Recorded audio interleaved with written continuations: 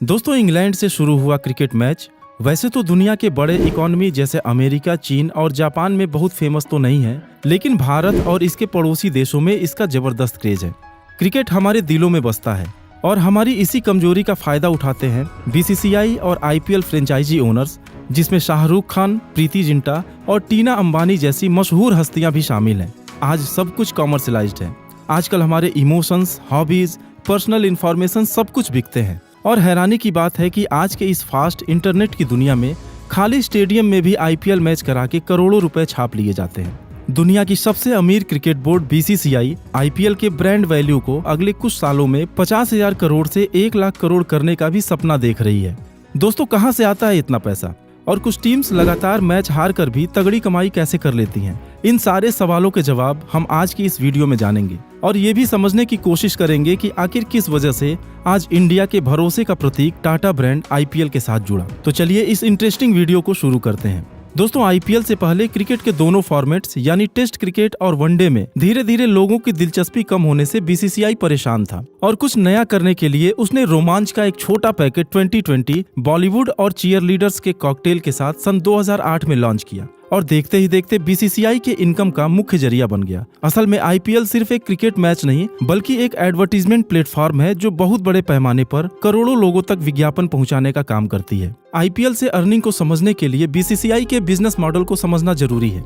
सबसे पहले बीसीसीआई उन प्राइवेट फर्म्स को आईपीएल फ्रेंचाइजी के लिए ऑफर करती है जिनकी ओवरऑल रेवेन्यू 3000 करोड़ से ज्यादा होती है और एक सिटी या स्टेट के नाम से उन्हें जोड़कर आईपीएल ग्रुप में ऐड कर लिया जाता है। आपको तो पता ही होगा कि 2022 आईपीएल सीजन के लिए अभी जल्दी ही लखनऊ सुपर जायंट्स और गुजरात टाइटंस को 12,000 करोड़ से भी ज्यादा रुपए लेकर ऐड किया गया है। एक बार आईपीएल सीजन के लिए टीमों के नाम फाइनलाइज्ड हो जाने के बाद फ्रेंचाइजी बोली लगाकर अपने पसंदीदा प्लेयर्स को खरीदती है, लेकिन एक कंप्लीट टीम को बनाने में $11 मिलियन यानी कि लगभग 85 करोड़ रुपए से ज्यादा खर्च नहीं किया जा सकता। कुछ रेप्यूटेड प्लेयर्स या यूं कहें कि कैप्ड प्लेयर्स होते हैं जिनको एक मिनिमम प्राइस से कम में नहीं खरीदा जा सकता।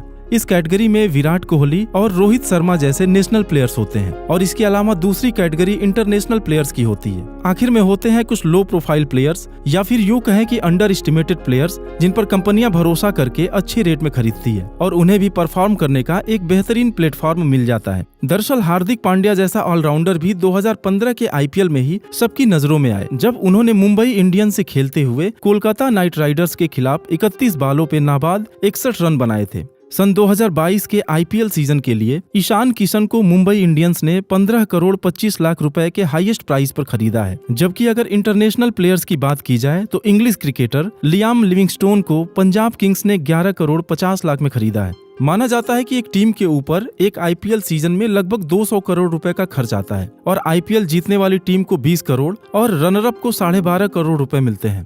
अब ये समझना जरूरी है कि इतनी मोटी रकम बीसीसीआई को देने के बाद अगर कोई कंपनी मैच जीतकर महज 20 करोड़ पाती है तो वो फायदे में कैसे है? दरअसल मैच का प्राइज मनी इनकम का एक छोटा हिस्सा है और इसके अलावा बहुत से ऐसे जरिए हैं जहां से पैसा आता है। आइए एक एक करके जानते हैं।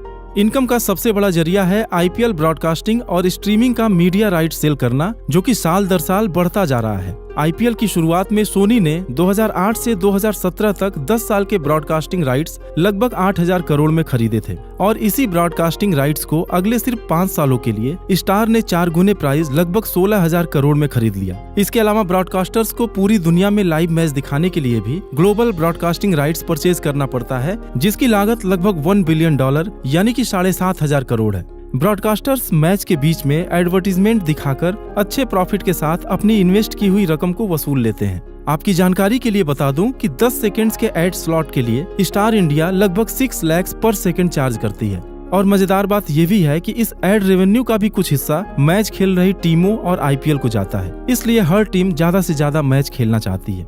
इनकम का दूसरा सबसे बड़ा जरिया है टाइटल स्पॉन्सरशिप, जिसे अभी तक डीएलएफ, पेप्सी, ड्रीम्स 11 और वीवो ने खरीदा है। हम इन कंपनियों के नाम आईपीएल से पहले लेते हैं, जैसे डीएलएफ आईपीएल, वीवो आईपीएल, जिसकी वजह से ये कंपनियां पूरी दुनिया में फेमस हो जाती हैं। इस स्पॉन्सरशिप से हर साल लगभग 400 करोड़ रुपए से ज्यादा का इनकम बीसीसीआई को हो रहा है।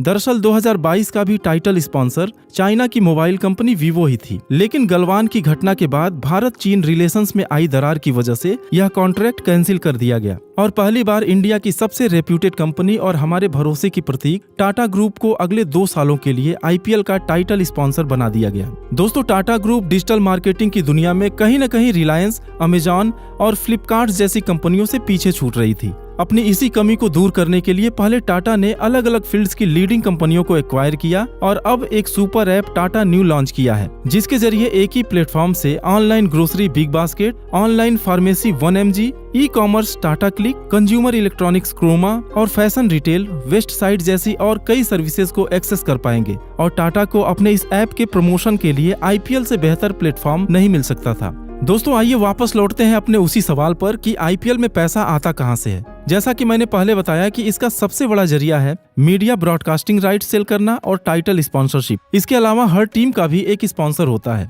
जैसे कि मुथूट ग्रुप सीएसके को और डीएलएफ मुंबई इंडियंस को स्पॉन्सर करती है। इससे होने वाली पूरी कमाई आईपीएल टीम्स को जाती है और वो स्पॉन्सर्ड कंपनी अपना लोगो, स्लोगन और नाम खिलाड़ियों के कैप्स, टी शर्ट्स वगैरह पर प्रिंट भी कराती है, जिससे कि उनका प्रचार हो सके। इसके अलावा स्टेडियम टिकट सेल से भी इनकम होती है, जिसमें से कुछ हिस्सा उस ग्राउंड के क्रिकेट एसोसिएशन को दे दी जाती है। दोस्तों, इसके अलावा आईपीएल फ्रेंचाइजी अपने प्लेयर्स से टीवी कॉमर्शियल्स भी करा सकते हैं, जिसका पूरा पेमेंट वो खुद लेते हैं। यहाँ तक कि फ्रेंचाइजी के पास अधिकार है कि वो अपने खिलाड़ियों को दूसरे टीम्स को सेल भी कर सकते हैं, जो जनरली कम देखने को मिलता है। ऑनलाइन या फिर ऑफलाइन मर्चेंडाइज जैसे कैप, जर्सी, ग्लव्स बेचकर भी अच्छे पैसे कमाए जाते हैं। दोस्तों, उम्मीद है कि आपको आईपीएल का बिजनेस मॉडल समझने में जरूर कुछ मदद मिली होगी। तो आज के वीडियो में बस इतना ही। ऐसे ही इंटरेस्टिंग वीडियोस को देखने के लिए चैनल को जरूर सब्सक्राइब कर लें।